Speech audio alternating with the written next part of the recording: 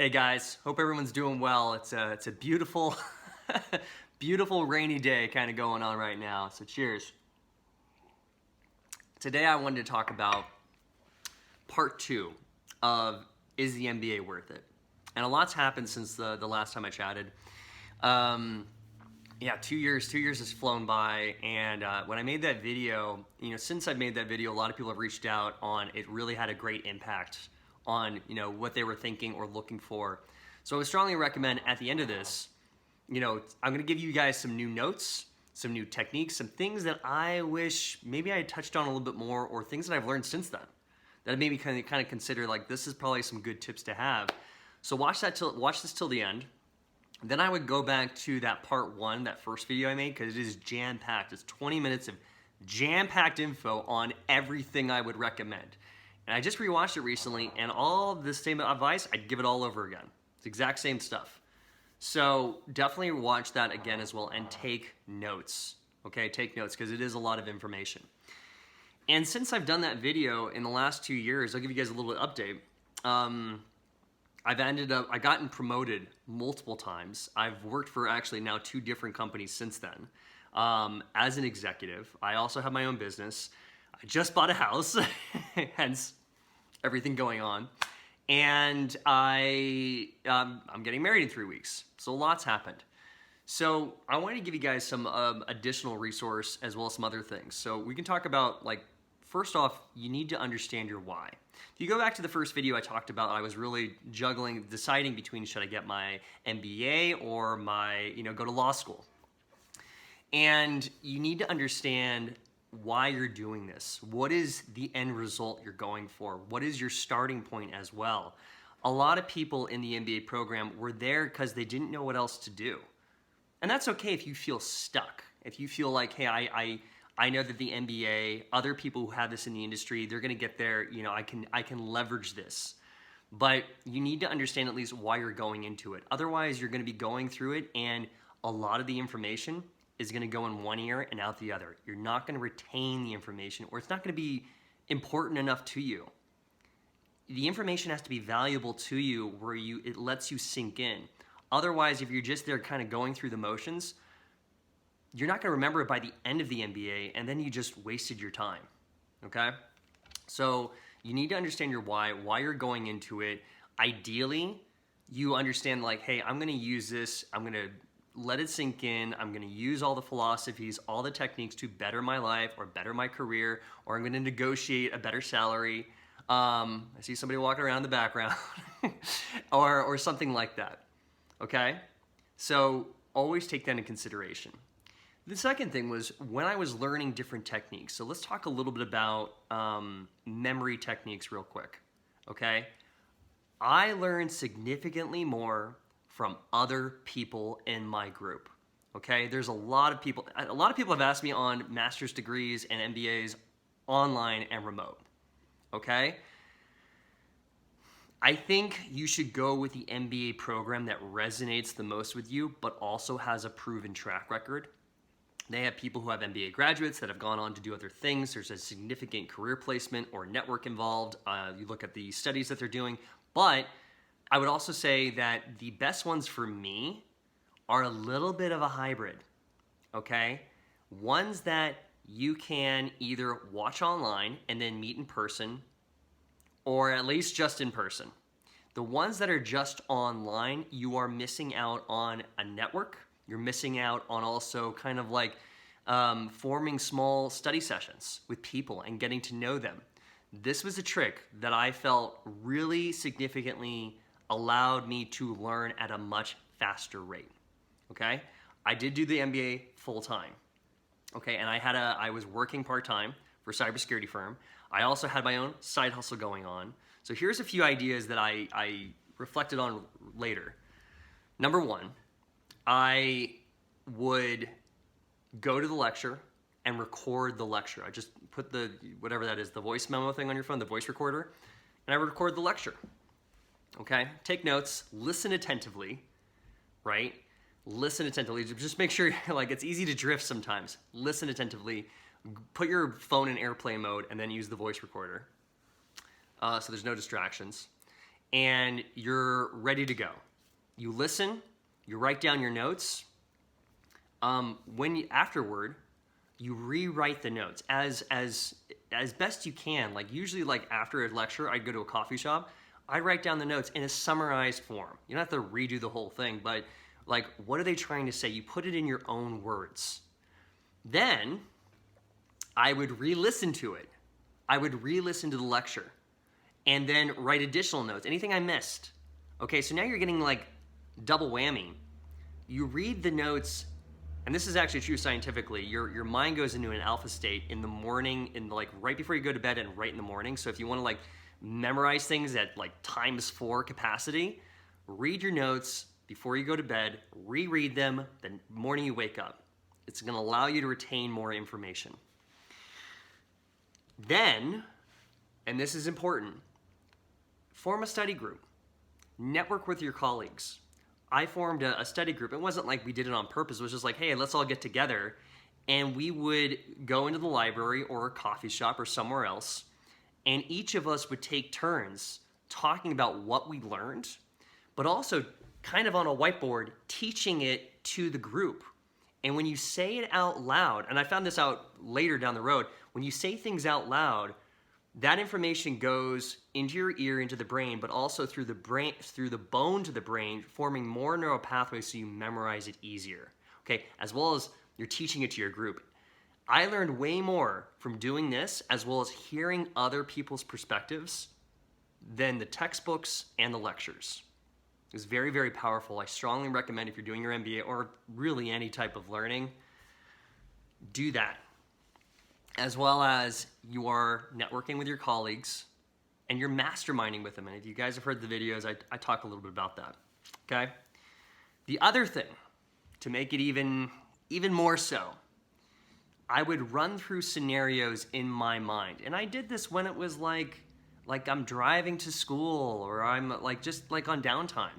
I would run through scenarios where I would think about how I was going to apply it. And that's very, very key. And that's why I really strongly recommend you have something to apply this information while you're going through the lessons. I was able to apply it in my job right then and there and in my own personal side hustle right then and there while this was going on. But also, I would run through scenarios in my mind. Number one, how would I apply this to a small business? How would I apply this to a big business? How would I apply this to my own business? It's almost kind of like language repetition, like used in an example. But in this case, for your MBA techniques and skills and everything, marketing, operations, sales, finance, all those things, you run through those scenarios on how you would apply it in different hypothetical situations. This is very, very key. And it really allowed me to get your brain used to it. So then down the road, it becomes much more automatic. Okay? Hope that helps. Let's see. What am I missing? Oh, and by the way, keep an encyclopedia of all your notes. I still have my notes in my office. I have them in several binders, but all the notes I would have, I'd re-note them. I put summaries, I put additional notes, put the date on them, put the subject, and I keep them nicely layered in binders, right? And that's and I flip through it once in a while, just to keep you can't retain all of it. It's not like you can memorize the whole thing, but you want to know the underlying basics, the basic principles. To be a master, you must master the basics. So keep those basics in an encyclopedia that you carry with you all the time. Very important to do, okay? Let's talk about job hunting, all right? Let's talk about job hunting a little bit. In the first video, I definitely talk about how to negotiate with your MBA at your current role, so watch that as well.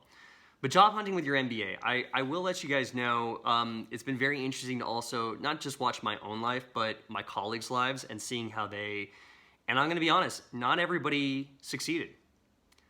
Most succeeded, and there's still a few that they're kind of in the same spot. So I'm going to give you guys kind of some ideas. Number one, if you're a new graduate, excuse me, I had a little coffee. If you're a new graduate, I would not recommend getting your MBA. If you're right out of your bachelor's, I would not recommend it. Unless you are so passionate about business, right? Like you're very passionate about the school or the business, or you know exactly what you're going to do in the future, and you know that MBA is like you need that ticket item. Otherwise, I would wait after your bachelor's and give yourself at least minimum 2 years, 2 to 5 years of actual work experience before getting your MBA. Why? The people that actually have gone on were the people that had some work experience tied beforehand. One of my good friends, he had a coffee truck. It didn't really work out to the way he wanted, and he went and got his MBA so he could learn what went wrong. He was super interested on like, how can I get better? Right? There was other people that were working. I know one guy was working as a marketing director for a shoe company. There's a bunch of them. But all of them had real world experience so that when they were learning the principles in the MBA, they could tie it back. They could reflect on it saying like, oh, now I know why this didn't work or why this did work. You need to have a picture in your mind, a visualization on how things go. If you go from your bachelor's just to your MBA, you don't have enough experience to kind of tie it back to something. And that's why now you're learning theory and you're not thinking of practical application. So be aware of this. I would recommend having about 5 years of work experience. If I could go back in time, well, I already did this, but anyway, not go back in time, but this is kind of like how my career would happen. But I would spend, if I was right out of college, getting into a growing industry and working in sales. That's what I would do.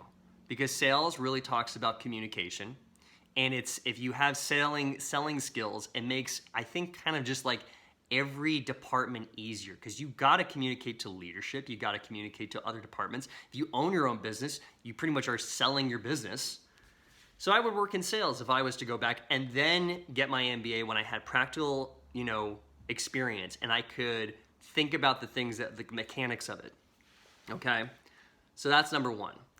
Is I wouldn't do it right after school. Do it like with 5 years experience. Some of the guys that I know that I used to like kind of do the MBA with, some of them have become marketing directors. Other people own their own very flourishing business. One person owns a gym randomly. Other people are project managers, but a lot of them were either with real world experience or they were working at the same time and they were able to leverage that. Okay? I'll let you know that the guys who weren't working, who did MBA full-time, they still made it, but it took a lot longer. It was really tough. They did have to go through 3-6 months of job hunting to find the right roles. So you want to make sure that you also are on job ads, looking up the types of positions that you want to do. Now, a big secret is a lot of people look up the job ad and the job title, the industry, and there's so many things. There's thousands of things. Make sure you're looking up. I gotta go soon. Make sure you're looking up actually. Also MBA desired or MBA, wanted MBA student. Different. You can look up MBA or Master's of Business Administration, like whatever title if you're looking for example, project manager. Looking at project manager, okay, comma, MBA. You're going to get a much more narrow selection on job ads that have as part of the job ad wanting an MBA person. Okay? It lets you narrow down your focus on what jobs are available in the market that are giving preference to MBA graduates. So I hope that helps. And also, when you're networking, obviously you should be networking with your classmates, your colleagues, businesses, whoever the career counselor is, but also network with other MBAers, other MBA graduates in other industries in your local area. They are great to have as part of your network. It's kind of the unspoken rule. You kind of want to help out other people in the same category. So do that too. Network on LinkedIn.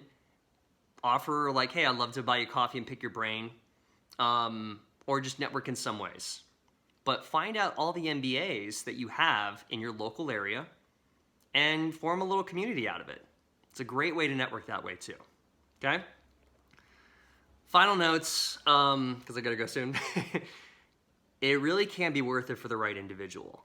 Um, for me, it wasn't exactly specific techniques. Honestly, it was more of a mindset shift.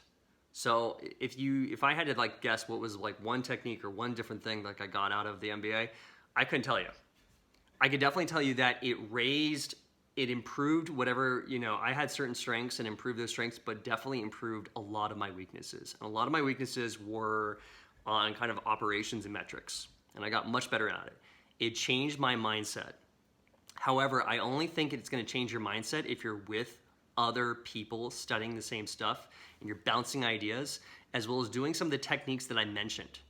I really think that that's kind of the only way that's going to change your mindset. And because I've changed my mindset, I've seen significant improvements in all areas of my life and in how I just structure the day. So I hope that really helps. And also the network of people. I'm so thankful that I have, some of those people are coming to my wedding, by the way. Yeah. Some of them are going to be my groomsmen as I've thought about it. Yeah, like I would not trade anything for that. It changed my mindset and it gave me an amazing network that are going to be lifelong friends. Okay. But always go back to knowing what your why and knowing how you can leverage it for your future career. It has to resonate with you. Shop around to different programs, but also make sure the program has a record of success, okay? And it can have a little bit of all the things I've touched on, all right? Hope that helps. Feel free to use any of the resources. I've added a lot of resources since then. There's free resumes that I put in the description, programs I recommend that can help you. So, and feel free to reach out if you have any questions whatsoever, okay? All right, guys, cheers.